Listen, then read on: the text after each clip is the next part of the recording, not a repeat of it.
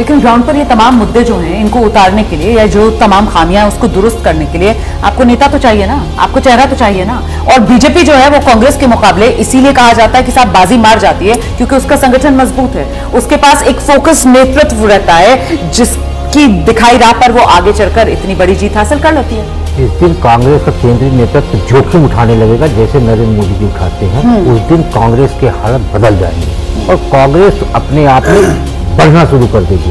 कांग्रेस के केंद्रीय नेतृत्व के अंदर साहस नहीं है कि वो राज्य में निर्णय लेके यहाँ से सुना सके, इसलिए आप देखिए वहां पे कोई भी लीडर खड़ा क्यों नहीं हो पा रहा। आपने बहुत बड़ा नाम थे सुभाष यादव जी, उनके बेटा को आपने बढ़ाया, लेकिन कांग्रेस के लोगों ने मिलकर निपटा दिया। तो जीतू पटवारी जैसा युवा आगे बढ़ने लगा तो कांग्रेस के लोगों ने मिलकर निपटा दिया। गुटबाजी, तो गुटबाजी भी हर दल में है, लेकिन उस गुटबाजी को आप मैनेज नहीं कर पा रहे। इंदिरा जी के शासनकाल में भी गुटबाजी थी, लेकिन वो सारे गुट को मैनेज करके चलती थी और कांग्रेस में एक स्थायी भाव लेकर चलती थी। इंदिरा गांधी के समय का जिक्र किया और उसके मुकाबले और आज की कांग्रेस, अगर सेंट्रलाइज पार्टी मजबूत होती है तो जाहिर सी बात है आप बिल्कुल जो सेंट्रल लीडरशिप अगर वो मजबूत होती है तो जाहिर सी बात है आप स्थानीय जो नेतृत्व है उस पर अपना कंट्रोल रख सकते हैं। लेकिन यहां तो मामला ही उल्टा है ना, यहां तो जो सेंट्रल लीडरशिप है वही इतनी कमजोर स्थिति में है कि क्या वो इस हालत में है कि वो स्टेट को उस रूप में कंट्रोल कर सके और फैसले ले सके। बिल्कुल सही बात, तो यही आपने सही जगह पकड़ा है इसको कि कांग्रेस की सेंट्रल लीडरशिप कमजोर है और जिसको बहुत सारे मित्र लोग डेमोक्रेसी कह रहे हैं आजकल कि वो छत्रपति को मौका दे रहा है। छत्रपति को मौका देना और डेमोक्रेटिक सिस्टम का पार्ट नहीं है ये जो कमलनाथ जी, अशोक गहलोत और ये इसलिए है क्योंकि कांग्रेस की सेंट्रल लीडरशिप कमजोर है और वो छत्रपति पर अपना कमान नहीं बना पा रही, निर्भर है उन पर।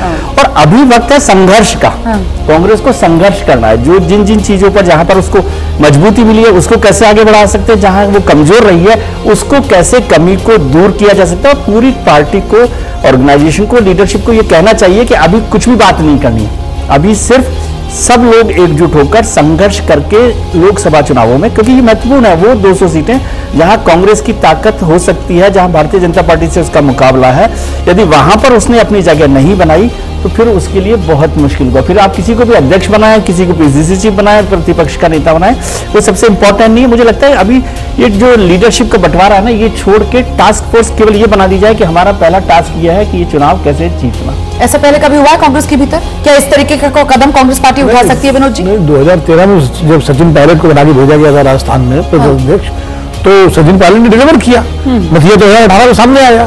तो और बाकायदा पूरे 5 साल सचिन पायलट ने राजस्थान में वसुंधरा सरकार के खिलाफ संघर्ष किया। लेकिन बात वही है ना, तब 5 साल का मौका था, अब तो यहाँ अगला टारगेट 24 चुनाव है। अभी नहीं, तो वही मैं कह रहा हूँ जो विजय ने कहा, आपको आइडेंटिफाई करना पड़ेगा मध्य प्रदेश में कौन डिलीवर कर सकता है 4-5 महीने के अंदर, राजस्थान में कौन कर सकता है, छत्तीसगढ़ में कौन कर सकता है, और उनको जिम्मेदारी देनी है। और सारे नेताओं को जो छत्रप है तथाकथित, या तो घर बैठ जाए या पार्टी के लिए काम करें, ये बिल्कुल क्लियर संदेश देना पड़ेगा। लेकिन कांग्रेस ऐसा नहीं है, कांग्रेस ने एक बार साहसिक या दुस्साहसिक फैसला किया था पंजाब में और नतीजा ढाकेपात हो गया, तो वो भी उल्टा पड़ गया था। वहां पर इसी तरीके का गेम चेंजर फैसला किया गया जिस तरीके का बीजेपी के हम फैसलों की जिक्र करते हैं कि साहब एक ऐसा चेहरा जिसको कोई जानता नहीं था, पंजाब में चन्नी जी को आप सामने ले आए, आपने कैप्टन अमरिंदर सिंह को हटा दिया। ठीक है, अगर चन्नी जी को आप 6 महीने पहले, 8 महीने पहले, साल भर पहले बनाते तो उनका मैसेज जाता, वो डिलीवर करने का टाइम मिलता। आप चुनाव के 3 महीने पहले मुख्यमंत्री बना रहे हो और फिर आप अपना वोट बैंक नहीं संभाल पा रहे हैं, तो ये फैसले समय पर अगर नहीं होते हैं तो फिर उनका कोई नतीजा नहीं निकलता। एक सवाल मेरा यहाँ पर, क्योंकि दिबांग जो है वो वोट शेयर के हिसाब से जानकारी दे रहे थे और वो जाति के हिसाब से वोट शेयर बता रहे थे किस पार्टी के पास कितना गया। दिबांग बेहतर बता पाएंगे, अगर छत्तीसगढ़ को छोड़ दिया जाए तो मध्य प्रदेश मेरे ख्याल से दिबांग बीजेपी और कांग्रेस के बीच 4% के आसपास वोट शेयर का फासला, और राजस्थान में तो ये फासला और कम 2% के आसपास। तो क्या हम अभी का जो नेतृत्व कांग्रेस का मध्य प्रदेश और राजस्थान के संदर्भ में बात कर रही हूँ उसको पूरी तरीके से राइट ऑफ कर देना चाहिए, या फिर समय इतना कम है कि इसी में कहीं ना कहीं कोई विकल्प तलाशना चाहिए? दिबांग, मेरे ख्याल से बिल्कुल आप इस समय चुनाव इतना, अगला बड़ा चुनाव इतना ज्यादा करीब है कि आप राइट ऑफ मत कीजिए, आप सबको साथ लेकर चलिए, और वो क्षमता केंद्रीय नेतृत्व में होनी चाहिए कि वो सबको साथ लेकर चलें। एक और जो बहुत महत्वपूर्ण मुद्दा है जिस पर बहुत कम बात होती है, वो जिस तरह से बीजेपी की मसल पावर है उनके वर्कर्स के हिसाब से, और सबसे बड़ी बात जिस तरह से चुनाव हो गए हैं जिसकी वजह से अच्छे लोग चुनावों से बचते हैं, वो है पैसे का खेल।